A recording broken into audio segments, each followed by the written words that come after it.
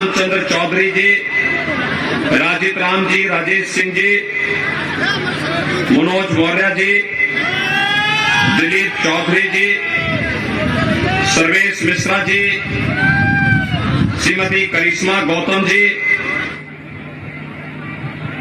आज के इस कार्यक्रम में उपस्थित भारतीय जनता पार्टी के सभी पदाधिकारीगण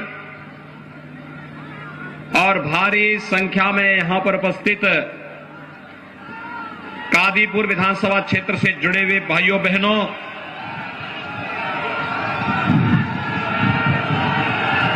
मर्यादा पुरुषोत्तम भगवान श्री राम की इस पावन धरा को जो उनके पुत्र महाराज कुश ने बसाई थी, इस धरती को मैं कोटि कोटि नमन करता हूं। भाइयों बहनों, ये मान्यता है कि बजरंगबली हनुमान जी ने इसी धरती पर कालनेमी राक्षस का वध किया था। और भाइयों बहनों, आज बजरंगी बनकर के राजनीति के उन कालनेमियों को अपने वोट की कीमत से उनको करारा तमाचा आपको मारना है, इसका आह्वान करने के लिए मैं आज आपके बीच आया हूं।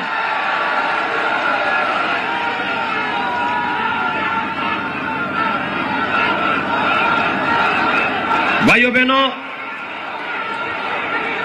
सुल्तानपुर वैसे भी धोपाप घाट यहां पर है, सीताकुंड घाट यहां पर है और साथ साथ स्वाधीनता आंदोलन में भी एक बड़ी भूमिका का निर्वहन करने वाला जनपद है सीतापुर, आपका सुल्तानपुर। मैं भारत माता के उन सभी महान सपूतों को जिन्होंने देश की स्वाधीनता के लिए अपना सर्वस्व न्यौछावर किया, उन सबको भी कोटि कोटि नमन करते हुए इतनी भारी संख्या में आप आए हैं कि मैदान ही कम पड़ गया है। मैं आपका अभिनंदन करता हूं, आपका स्वागत करता हूं। लेकिन भाइयों बहनों, जो उत्साह है, इस उत्साह को मतदान के दिन तक बनाए रखना है। आज चतुर्थ चरण का मतदान हो रहा है। 3 चरणों के मतदान पहले ही पूरे हो चुके हैं। आज सायंकाल तक 4 चरणों के मतदान हो जाएंगे। रुझान बताते हैं सपा का सुपड़ा साफ हो जा रहा है। बहुजन समाजवादी पार्टी पिछली बार 19 सीट पाई थी, इस बार उसकी आधी हो जाएगी। और भाइयों बहनों, कांग्रेस को तो उसके नेता ही ले डूबेंगे।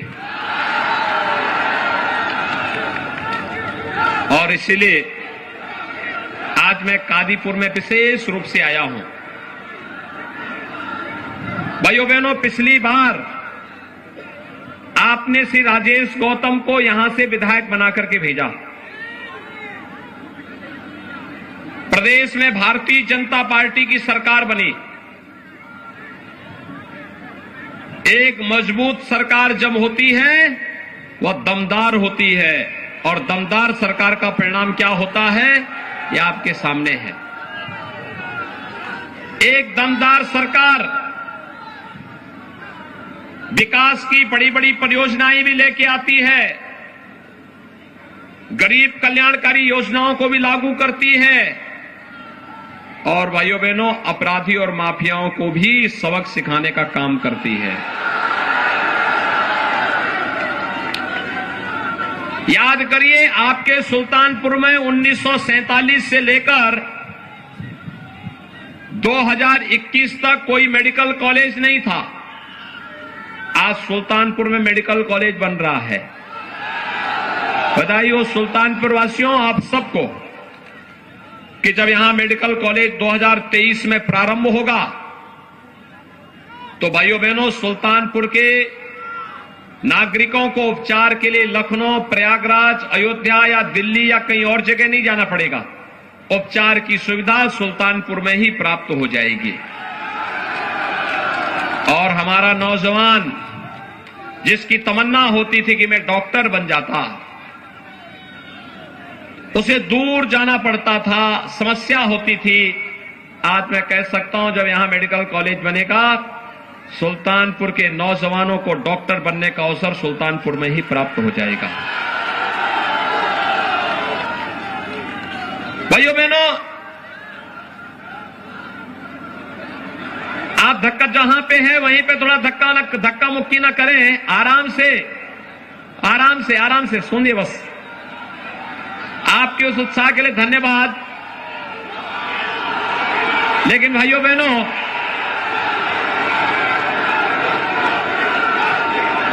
एक्सप्रेस हाईवे, पूर्वांचल एक्सप्रेसवे आपके सुल्तानपुर में सर्वाधिक जारी और कादीपुर विधानसभा क्षेत्र सर्वाधिक उससे लाभान्वित हुआ है। एक्सप्रेसवे में जब हम लोग, भाइयों बहनों, एक्सप्रेस हाईवे में अभी तो हम लोगों ने एयर स्ट्रिप बनाई है। इमरजेंसी लैंडिंग के लिए कभी विमान को उतरना पड़े, एक्सप्रेस हाईवे पे उस प्रकार की सुविधा है। और अभी तो इंडस्ट्रियल कॉरिडोर बनेगा, एक क्लस्टर विकसित होगा जहां कई उद्योग लगेंगे और मेरे सुल्तानपुर के युवाओं को नौकरी और रोजगार के लिए बाहर नहीं बल्कि सुल्तानपुर जनपद में ही नौकरी और रोजगार सुल्तानपुर के नागरिकों को प्राप्त हो जाएगा। भाइयों बहनों, विकास की एक सोच होती है, उसके लिए साफ नियत चाहिए, स्पष्ट सोच चाहिए, मजबूत सरकार चाहिए और दमदार कार्य भी चाहिए। याद करिए, समाजवादी पार्टी की सरकार जब आई थी, उसने पहला निर्णय क्या लिया था? आतंकवादियों के मुकदमों को वापस लेने का। क्या निर्णय लिया था? आतंकवादियों के मुकदमों को। और जब भारतीय जनता पार्टी की डबल इंजन की सरकार आई तो हमारी सरकार ने पहला निर्णय क्या लिया? हमारी सरकार का पहला निर्णय था अन्नदाता किसानों की कर्ज माफी का। हमने प्रदेश के 86 लाख किसानों का 36,000 करोड़ रुपए का कर्ज माफ किया था। और भाइयों बहनों, 51,700 से अधिक किसानों का अकेले सुल्तानपुर जनपद में कर्ज माफ हुआ था। भाइयों बहनों, प्रधानमंत्री किसान सम्मान निधि में 3,41,000 किसानों को अकेले सुल्तानपुर में प्रधानमंत्री किसान सम्मान निधि में 6,000 रुपए हर वर्ष उनके अकाउंट में आते हैं। और यही नहीं, 84,000 से अधिक गरीबों के लिए भारतीय जनता पार्टी की डबल इंजन सरकार ने प्रधानमंत्री मोदी जी के नेतृत्व में एक एक आवास देने का काम भी किया। भाइयों बहनों, 90,000 वृद्धजनों को, 90,500 से अधिक वृद्धजनों को सुल्तानपुर में 12,000 रुपए की पेंशन की सुविधा दी जाती है। लगभग 40,000 विधवा महिलाओं को 12,000 रुपए सालाना पेंशन की सुविधा दी जा रही है।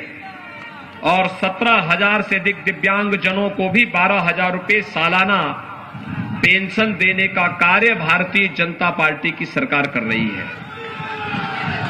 समाजवादी पार्टी ने ये पेंशन रोक दी थी। उनकी संवेदना किसानों के प्रति नहीं है, नौजवानों के प्रति नहीं है, महिलाओं के प्रति नहीं है, बुजुर्गों के प्रति नहीं है, गरीबों के प्रति नहीं है। समाजवादी पार्टी की और बहुजन समाजवादी पार्टी की संवेदना है केवल और केवल पेशेवर माफिया, अपराधी और आतंकवादियों के प्रति। और इसीलिए जब भी उन्हें अवसर मिला, सपा या बसपा जब भी आई है, अपने साथ आतंकवाद और अपराध भी लेकर के आई है। 5 साल हो रहे हैं, 5 साल में आपने कहीं प्रदेश में दंगों का नाम सुना है क्या? कोई दंगा आज नहीं होता है। कर्फ्यू का नाम सुना है क्या? कर्फ्यू भी नहीं लगता है। समाजवादी पार्टी की सरकार के समय 700 दंगे, बहुजन समाजवादी पार्टी की समय 364 दंगे हुए थे। समाजवादी पार्टी की उससे पहली सरकार के समय दर्जनों आतंकी घटनाएं घटी थी, जिसमें दर्जनों लोगों की मौत हुई थी। भारतीय जनता पार्टी की सरकार के समय कोई दंगा नहीं, कोई कर्फ्यू नहीं, कोई आतंकी घटना नहीं, भय मुक्त वातावरण। कर्फ्यू का स्थान कावड़ यात्रा ने ले लिया है। और भाइयों बहनों, जो बाजारों में बमबाजी होती थी ना अपराधियों के द्वारा, आज बमबाजी नहीं होती है। आज तो कावड़ यात्रा निकलती है, हर हर बम बम का नारा लगाते हुए निकलती है। समाजवादी पार्टी की सरकार के समय, भाइयों बहनों, समाजवादी पार्टी की सरकार के समय सिपाही महोत्सव होता था। सिपाही महोत्सव में न राग था, न रंग था, न भाव थी, न भाषा थी। आयोजकों को स्वयं पता नहीं था क्या हो रहा है। लेकिन आज उत्तर प्रदेश में जब महोत्सव की बात आती है, तो उत्तर प्रदेश में अयोध्या का दीपोत्सव दुनिया के अंदर पूरी दुनिया उसके प्रति जुड़ती है। बरसाना वृंदावन का रंगोत्सव होली कैसे होनी चाहिए, ये मथुरा वृंदावन की होली सबके सामने आती है रंगोत्सव के रूप में। देवताओं की दीपावली कैसे होती है, काशी की देव दीपावली सारी दुनिया के सामने छाती है। रामनवमी अयोध्या की, कृष्ण जन्माष्टमी मथुरा की, भव्य कुंभ और दिव्य कुंभ प्रयागराज का पूरी दुनिया के अंदर छाता है।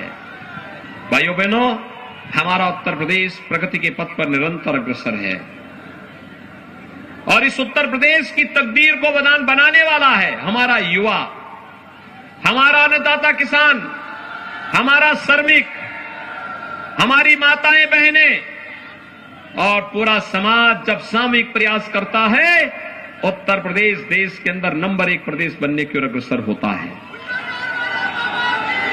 और इसलिए भाइयों बहनों, आज मैं आपके पास आया हूं आपसे कहने के लिए, याद रखना, समाजवादी पार्टी की सरकार के समय नौकरी निकलती थी तो उसका बंदरबाट होता था।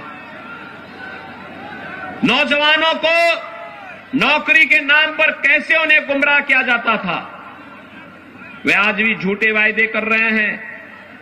सावधान रहने की आवश्यकता है। याद रखना, उनके समय सुरक्षा का खतरा था। उनके समय में नौकरी निकलती थी, उसमें वसूली शुरू हो जाती थी, न्यायालय रोक लगाता था। हमारी सरकार के समय 5 लाख नौजवानों को सरकारी नौकरी मिली, पारदर्शी तरीके से मिली। और वर्तमान में हमने तय किया है आने वाले 5 साल में हर परिवार के एक नौजवान को रोजगार या नौकरी के साथ जोड़ने का काम करेंगे।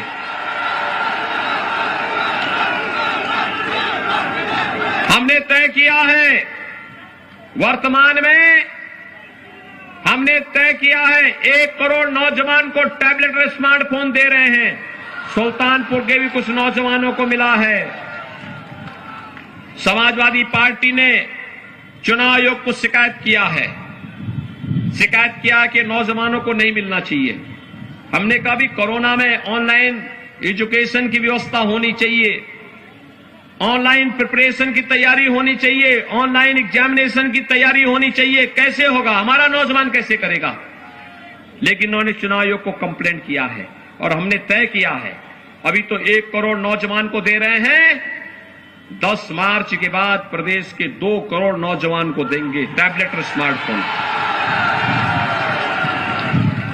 जो खर्चा आएगा, डिजिटल एक्सेस का जो खर्चा आएगा, वह मां बाप के ऊपर नहीं पड़ेगा, उसको भी सरकार स्वयं वहन करेगी। भाइयों बहनों, कोरोना कालखंड है। फ्री में टेस्ट, फ्री में उपचार, फ्री में वैक्सीन। वैक्सीन कितने लोगों ने लिया है? वैक्सीन का पैसा तो नहीं लगा, फ्री में मिला है ना। याद रखना, अगर सपा बसपा या कांग्रेस की सरकार होती, ये सब ब्लैक हो जाती, सब बाजार में बिक जाती। फ्री में वैक्सीन, सबको वैक्सीन। और भाइयों बहनों, डबल इंजन की सरकार है ना, तो राशन भी 2 बार मिल रहा है कि नहीं मिल रहा है? और राशन के साथ दाल, रिफाइंड तेल, नमक, ये सभी मिल रहा है ना। अच्छा, मुझे एक बात बताओ, आपके यहां बिजली आती है कि नहीं आती है? आ रही है? 2017 के पहले भी आती थी क्या? भाइयों बहनों, मैं आपसे पूछना चाहता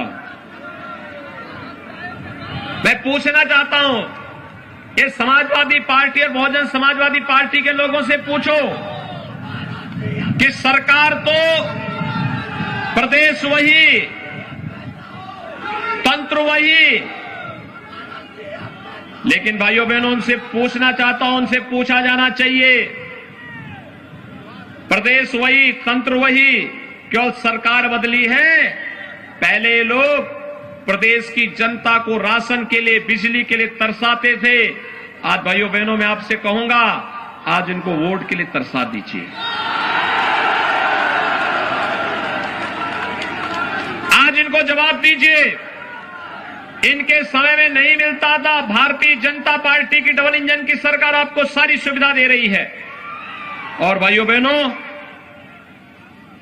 कारण है, आज एक्सप्रेसवे बन रहा है, मेडिकल कॉलेज बन रहा है, फ्री में राशन, फ्री में वैक्सीन, हर घर बिजली, हर घर नल की योजना भी आ रही है। और अभी तो हमने तय किया है कि 10 मार्च के बाद होली और दीपावली के अवसर पर उज्ज्वला योजना के हर लाभार्थी को 2 रसोई गैस के सिलेंडर फ्री में उपलब्ध करवाएंगे। 60 साल से ऊपर की हर माता और बहन को फ्री में परिवहन निगम की बस में जाने की सुविधा उपलब्ध करवाएंगे। और भाइयों बहनों, यह भी तय किया है, कॉलेज जाने वाली हर मेधावी बेटी को स्कूटी भी देंगे। और नौजवान को जो कंपटीशन की तैयारी कर रहा है, उसके जिले में ही अभ्युदय कोचिंग की व्यवस्था भी फ्री में करवाएंगे। भाइयों बहनों, सपा बसपा के लोग समझ ही नहीं पा रहे हैं कि कहां से इतना पैसा आ रहा है। मैंने कहा, देखो, हम एक्सप्रेसवे और हाईवे के निर्माण के लिए हमारे पास एक छड़ी है, हम इस्तेमाल करते हैं, विकास का कार्य का पैसा आता है, और वह है, एक हाथ में विकास की छड़ी जाती है और दूसरे हाथ में जब बुलडोजर चलता है ना, तो जितने माफिया और अपराधी हैं, जितने इनके इत्र वाले मित्र हैं, उनके घर का जो पैसा गरीबों का लूटा गया है, वह पैसा वापस आता हुआ दिखाई देता है। और गरीब के लिए राशन में खर्च होता है, मेडिकल कॉलेज में खर्च होता है, एक्सप्रेसवे में खर्च होता है, बिजली देने में खर्च होता है, टैबलेट और स्मार्टफोन देने में भी खर्च होता है। उत्तर प्रदेश में आज के दिन पे पैसे की कमी नहीं है। हमारा उत्तर प्रदेश देश की नंबर 1 अर्थव्यवस्था बनेगा। आप सहमत हैं? उत्तर प्रदेश को आगे बढ़ना चाहिए कि नहीं बढ़ना चाहिए? लेकिन इतना बढ़ेगा जब एक दमदार सरकार होगी। दमदार सरकार के लिए वोट देंगे? राजेश गौतम को भारी मतों से विजयी बनाएंगे। भारतीय जनता पार्टी की 6 की 6, 5 की 5 सीटों पर विजयी बनाएंगे। सभी लोगों को राजेश गौतम को भारी मतों से विजयी बना के भेजेंगे। सभी लोग सहमत हैं, लेकिन इसकी शर्त है चुनाव के दिन पहले मतदान।